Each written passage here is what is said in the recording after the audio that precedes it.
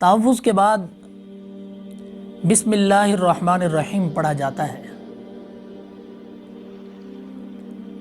ہر اچھا کام شروع کرنے سے پہلے بسم اللہ کا حکم دیا گیا ہے۔ نبی اکرم صلی اللہ تعالی علیہ وآلہ وسلم کا ارشاد ہے، کل امر ذی بال لم یبدأ بسم اللہ فہو ابتر۔ ہر وہ کام جو بسم اللہ سے نہ شروع کیا جائے وہ برا ہوتا ہے۔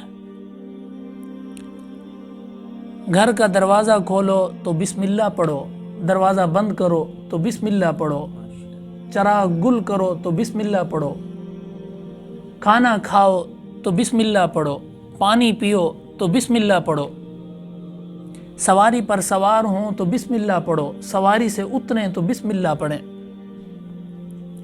جب ہر کام کی ابتدا بسم اللہ سے ہوگی تو ہمارے ہر کام میں اللہ کی مدد ہوگی۔